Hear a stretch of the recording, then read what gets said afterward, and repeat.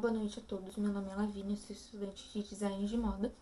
E junto com a Isabela eu vou falar sobre os movimentos sociais, principalmente os que acontecem, os que existem aqui no Brasil.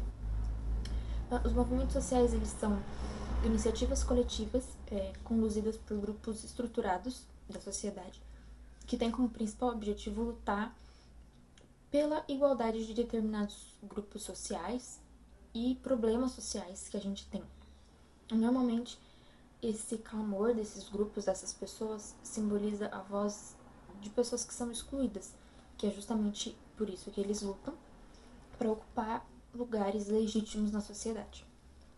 Alguns dos movimentos que nós temos hoje no Brasil, os principais, são os trabalhadores rurais sem terra, o MST, que lutam pela reforma agrária, o movimento negro, que combate o racismo e promove a igualdade racial, o movimento indígena, que promove a defesa dos direitos dos povos indígenas e dos territórios que eles construíram, o movimento feminista, que reivindica a igualdade de direito das mulheres, o movimento LGBTQIA+, que luta contra a homofobia e os direitos civis, e o movimento estudantil, que busca a melhoria de escolas públicas, da educação de escolas públicas.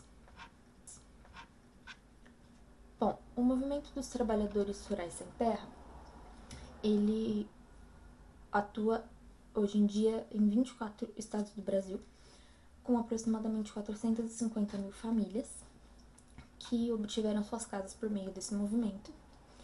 E o MST, ele é uma organização social independente que luta pela reforma agrária e tem um projeto social, um projeto popular social para a nação. Depois de adquirir as terras, as famílias elas se mantêm estruturadas porque elas ainda batalham por uma melhor infraestrutura e por mais direitos, que são fundamentais. A estrutura do MST ela é participativa e democrática. E ele sempre tem uns acampamentos onde eles escolhem os coordenadores, sempre tem que ser um homem e uma mulher, e repete-se essa estrutura no âmbito regional, estadual e nacional. Os congressos para escolher esses coordenadores eles acontecem a cada 5 anos e as reuniões bienais são realizadas para determinar quem vai ser.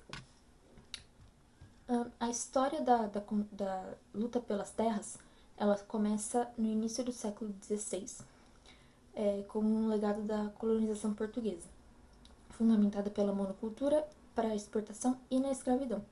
E esse padrão deu origem à estrutura de desigualdade que a gente ainda tem hoje. Aí a gente também tem a Lei de Terras, que foi promulgada em 1850 pelo Império, que consolidou a propriedade fundiária concentrada e oficializou as ações como a grilagem de terras, que estabeleceu também o modelo dos grandes latifúndios que intensificou a desigualdade social e territorial. Nós tivemos algumas resistências populares que, durante os 5 séculos, os trabalhadores do campo organizaram essas resistências contra a exploração, a expropriação e a marginalização que auxiliaram nos processos da mudança social. Nos tempos da ditadura, os camponeses eles foram submetidos a uma severa repressão e a modernização da agricultura foi realizada de uma maneira que excluía completamente esses trabalhadores, o que fomentou a fuga do campo, fazendo o uso de pesticidas para poder tirar eles dali. Bom, o movimento negro que luta contra o racismo e a promoção da igualdade racial surgiu no Brasil durante o período da escravidão, como uma resposta às agressões e às violências e injustiças praticadas pelos senhores. E os negros escravizados começaram a se organizar em grupos para poder resistir a essas opressões. E ao longo desse tempo, essa batalha só se intensificou, levando as vitórias para esses grupos da comunidade negra, que sofreu por séculos e séculos de opressão. E os vestígios desse sistema da escravidão, eles ainda são bem evidentes na disparidade das igualdades que a gente tem no Brasil hoje. O movimento negro, ele começou de forma precária e clandestina durante a escravidão, com figuras como o Zumbi dos Palmares, por exemplo, que é um grande líder desse movimento, o principal líder, né, desse movimento. E os escravos, eles utilizavam uma estratégia de quilombagem e o bandoleirismo para resistir a essas opressões. E após a Lei Áurea, e a Lei Áurea foi promulgada em 13 de maio de 1888, dando-se ao fim da escravidão, que a gente sabe que não chegou ao fim, mas foi assinado ali que teoricamente se acabaria, mas não acabou. Hoje nós temos um movimento negro unificado, o MNU, que surgiu em 1978, no período da ditadura, e que se consolidou como uma entidade pioneira na batalha e triunfos da comunidade negra no Brasil. A sua aparição foi caracterizada por um protesto em frente ao Teatro Municipal de São Paulo, que aglomerou milhares de pessoas, e esse movimento ele tem como principal objetivo o fim da descriminalização do país.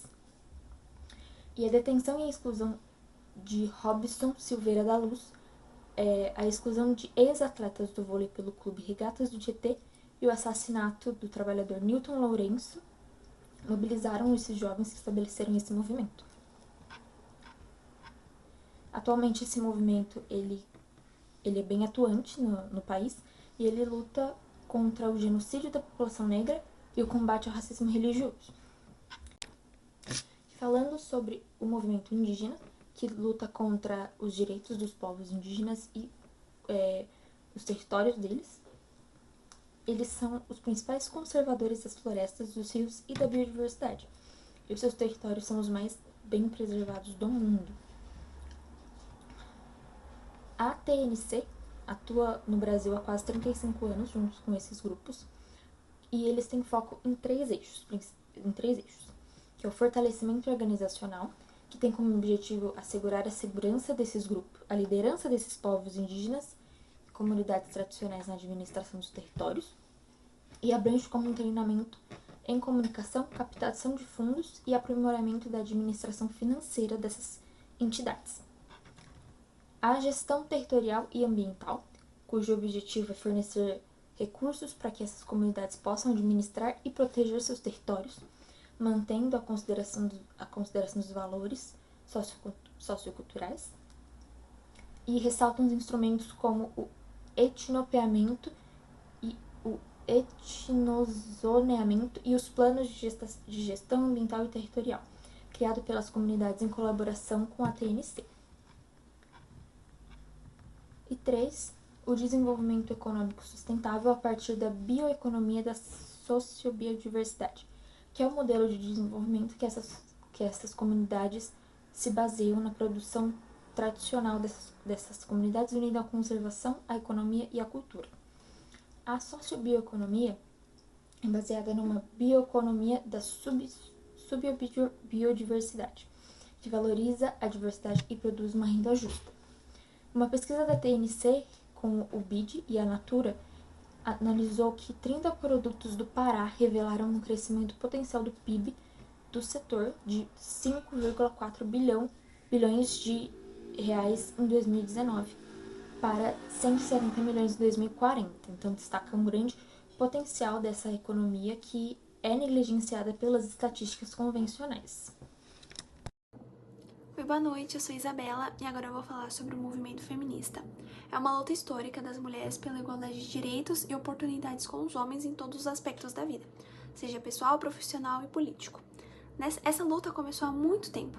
Na Grécia Antiga, mulheres como Hipárquia, que foi filósofa, e Aspásia, uma pensadora influente, já desafiavam papéis impostos pela sociedade. Mas durante a Idade Média, o patriarcado e a igreja silenciaram muitas mulheres, restringindo-as a trabalho domésticos e sem acesso à educação. No século XVIII, durante a Revolução Francesa, Olympe de Gouges escreveu a Declaração de Direitos da Mulher, exigindo igualdade, mas o que lhe custou a vida. No Brasil, o movimento ganhou força com Berta Lutz, que em 1922 fundou a Federação do Progresso Feminino. E graças a essa luta, em 1932, as mulheres brasileiras conquistaram o direito ao voto. O feminismo é uma corrente política, social e cultural que busca igualdade de gênero, combate a violência contra a mulher e respeito à diversidade. Ela atua em várias fontes, salários justos, direito ao próprio corpo, representatividade política e fim da discriminação. Se baseia em 5 pilares: igualdade, autonomia, combate à violência, empoderamento e interseccionalidade, que é o reconhecimento das diferentes realidades das mulheres.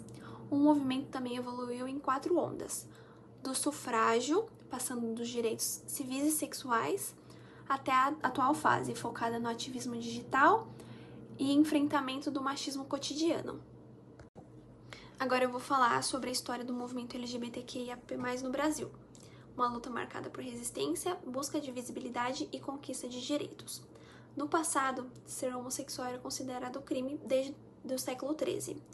Durante o nazismo, pessoas LGBTs foram perseguidas e levadas a campos de concentração.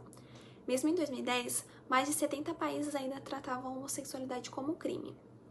A sigla LGBT significa lésbicas, gays, bissexuais e transgêneros. E com o tempo ela foi se ampliando para outras identidades, formando o que conhecemos hoje como LGBTQIAPN+. Essa sigla representa a diversidade e a luta por respeito e reconhecimento. Um movimento importante no mundo foi a Revolta de Stonewall, em 1969, em Nova York. Esse evento inspirou movimentos em vários países. No Brasil, o movimento LGBT cresceu durante a ditadura militar.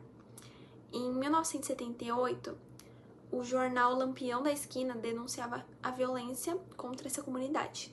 Em 1983, um caso que mulheres lésbicas foram expulsas de um bar em São Paulo deu origem ao chamado Stonewall brasileiro. Por isso, dia 19 de agosto virou o Dia do Orgulho Lésbico.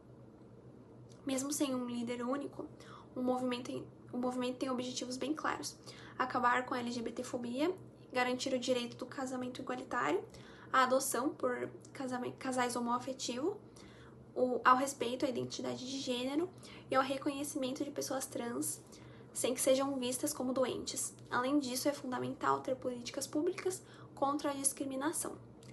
Algumas conquistas importantes já aconteceram. Em 1985, o Conselho Federal de Medicina deixou de tratar a homossexualidade como doença, antes mesmo da Organização Mundial de Saúde. Em 2013, o casamento entre pessoas do mesmo sexo foi reconhecido. Desde 2018, o SUS oferece cirurgia de redesignação de gênero e em 2018, o STF permitiu que pessoas mudem seu nome e o gênero sem precisar de cirurgia. Mesmo com esses avanços, ainda há muitos desafios e a luta continua nas escolas, nas redes sociais, na política e nas ruas. E ter visibilidade salva vidas. E os direitos conquistados não podem ser perdidos. Agora eu vou falar sobre o movimento estudantil no Brasil, com destaque na UNE, que é a União Nacional dos Estudantes, que sempre lutou por uma educação pública de qualidade. Desde sua criação, nos anos 1930, o movimento estudantil tem sido uma voz importante na defesa de um ensino justo e acessível para todos.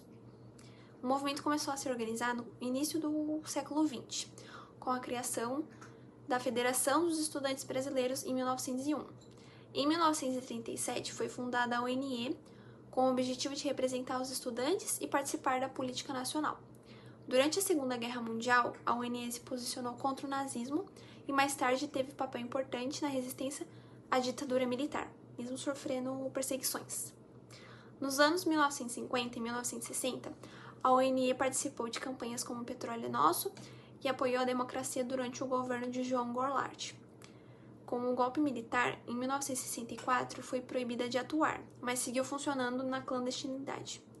No fim da ditadura militar, nos anos 1980, a UNE voltou a atuar legalmente e teve destaque nas campanhas pela direita já, e no movimento Fora Collor, que levou à renúncia do presidente em 1992.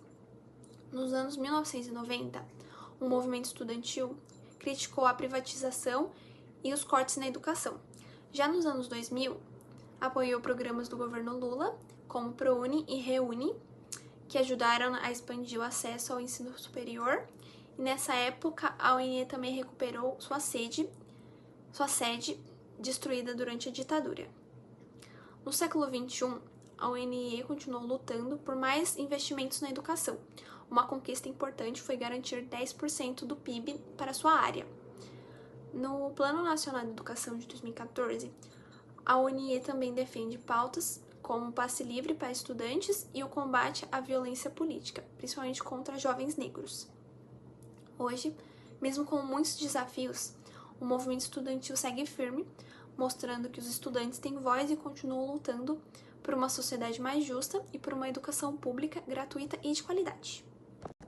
Em resumo, vemos como os movimentos sociais têm um papel importante na história, na sociedade e na política, ajudando a construir uma sociedade mais justa, plural e democrática.